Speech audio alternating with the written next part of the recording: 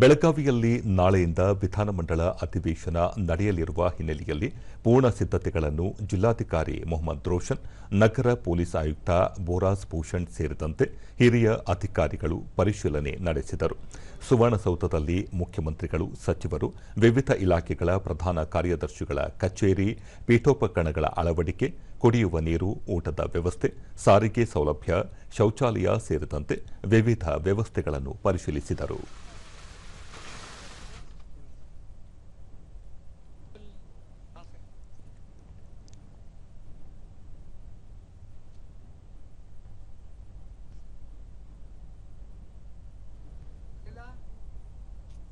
ಬಳಿಕ ಮೊಹಮ್ಮದ್ ರೋಷನ್, ಬೆಳಗಾವಿ ಅಧಿವೇಶನದ ಹಿನ್ನೆಲೆಯಲ್ಲಿ 3,000ಕ್ಕೂ ಅಧಿಕ ಕೊಠಡಿಗಳನ್ನು ಕಾಯ್ದಿರಿಸಲಾಗಿದೆ.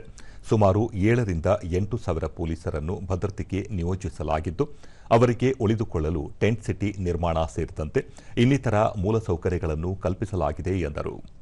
ಈ ಬಾರಿ ಸುವರ್ಣಸೌಧದ ಮುಂಭಾಗದಲ್ಲಿ ಬೃಹತ್ ರಾಷ್ಟ್ರಧ್ವಜದ ಪ್ರದರ್ಶನ ಜೊತೆಗೆ ಬೃಂದಾವನ ಮಾದರಿಯಲ್ಲಿ ಉದ್ಯಾನವನ ನಿರ್ಮಾಣ ಮಾಡಲಾಗಿದ್ದು, ನಾಡಿದ್ದು ಮುಖ್ಯಮಂತ್ರಿ, ಉಪಮುಖ್ಯಮಂತ್ರಿ ಹಾಗೂ ಸಚಿವರ ಸಮ್ಮುಖದಲ್ಲಿ ಉದ್ಘಾಟನೆಯಾಗಲಿದೆ ಎಂದು ತಿಳಿಸಿದರು. ಅದರಲ್ಲಿ ವಿವಿಧ ರೀತಿಯ ಕಾರಂಜಿಗಳಿದ್ದಾವೆ ಹಾಗೂ ಜನರು ಬಂದು ಇಲ್ಲಿ ಸ್ವಲ್ಪ ರಿಲ್ಯಾಕ್ಸ್ ಮಾಡಲಿಕ್ಕೆ ಅನುಕೂಲ ಆಗುತ್ತೆ.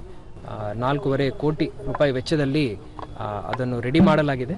ಈ ವರ್ಷ ನಮ್ಮ ಚಳಿಗಾಲದ ಅಧಿವೇಶನ 2ನೇ ದಿವಸದಲ್ಲಿ ಮಾನ್ಯ ಮುಖ್ಯಮಂತ್ರಿಗಳು, ಉಪಮುಖ್ಯಮಂತ್ರಿಗಳು ಹಾಗೂ ಎಲ್ಲ ಸಚಿವ ಸಂಪುಟ ಸಚಿವರು ಎಲ್ಲರೂ ಬಂದು ಈ ಒಂದು ಉದ್ಘಾಟನೆಯಲ್ಲಿ ಭಾಗಿಯಾಗ್ತಾರೆ. ಬೋರಸ್ ಭೂಷಣ್, ಅಧಿವೇಶನದ ಹಿನ್ನೆಲೆಯಲ್ಲಿ ಭದ್ರತೆಗೆ ಬರುವ ಪೊಲೀಸ್ ಸಿಬ್ಬಂದಿಗೆ 7-8 ಕಡೆ ಉಳಿದುಕೊಳ್ಳಲು ವ್ಯವಸ್ಥೆ ಮಾಡಿದ್ದು, ಟೆಂಟ್ ಸಿಟಿಯೊಂದರಲ್ಲೇ 2,500 ಸಿಬ್ಬಂದಿ ಉಳಿದುಕೊಳ್ಳಲು ಅವಕಾಶ ಮಾಡಿಕೊಡಲಾಗಿದೆ. ಅಧಿವೇಶನ ನಡೆಯುವ ಸಂದರ್ಭದಲ್ಲಿ 47 ಸಂಘಗಳು ಪ್ರತಿಭಟನೆ ನಡೆಸಲು ಅರ್ಜಿ ಸಲ್ಲಿಸಿವೆ. ಅವುಗಳನ್ನು ಪರಿಶೀಲಿಸಿ ಕಾನೂನು ರೀತಿಯಲ್ಲಿ ಷರತ್ತುಗಳೊಂದಿಗೆ ಅವಕಾಶ ಮಾಡಿಕೊಡಲಾಗುವುದು ಎಂದರು. ನಮ್ಮ ಸುವರ್ಣ ವಿಧಾನಸೌಧ ಕಟ್ಟಡಕ್ಕೆ ಹೆಚ್ಚಿನ ಭದ್ರತೆ ನೀಡಲಿಕ್ಕೆ ಪೂರ್ತಿ ನಾವು ವ್ಯವಸ್ಥೆ ಮಾಡ್ತಾ ಇದ್ದೀವಿ. ಹೌದು, ಒಂದು ಸ್ಟೂಡೆಂಟ್ ಸಂಘಟನೆಯಿಂದ ಒಂದು ಅರ್ಜಿ ಬಂದಿದೆ ಮತ್ತು ಸೋಷಿಯಲ್ ಕೂಡ ಅವರು ಕಾಲ್ ನೀಡಿದ್ದಾರೆ. ನಾವು ಅವರ ಸಂಪರ್ಕದಲ್ಲಿ ಇದ್ದೀವಿ. ಇದೇನು ಪಬ್ಲಿಕ್ ಪಾರ್ಕ್ ಇಲ್ಲ, ನೀವು ಯಾವಾಗಲೂ ಹಾಗೆ ಬರ್ಬೋದು ಅಂತ. ಇದು ಒಂದು ಹೈ ಸೆಕ್ಯೂರಿಟಿ ಇನ್ಸ್ಟಾಲೇಷನ್ ಇದೆ. ಇಲ್ಲಿ ಅವರು ಬರಬೇಕಾದ್ರೆ ಅವರು ಕಡ್ಡಾಯವಾಗಿ ಪೊಲೀಸ್ ಪರ್ಮಿಷನ್ ತಗೋಬೇಕು. ನಾವು ಪರ್ಮಿಷನ್ ಕೊಡೋಕ್ಕಿಂತ ಮುಂಚೆ ಅವರಿಂದ ಹೆಚ್ಚಿನ ಮಾಹಿತಿ ಪಡೀತಾ ಇದ್ದೀವಿ. ಯಾರು ಬರ್ತೀರಿ, ಎಲ್ಲಿಂದ ಬರ್ತೀರಿ, ಯಾವ ಗಾಡಿನಲ್ಲಿ ಬರ್ತೀರಿ, ಅವರು ಆ ಮಾಹಿತಿ ನೀಡಲಿ.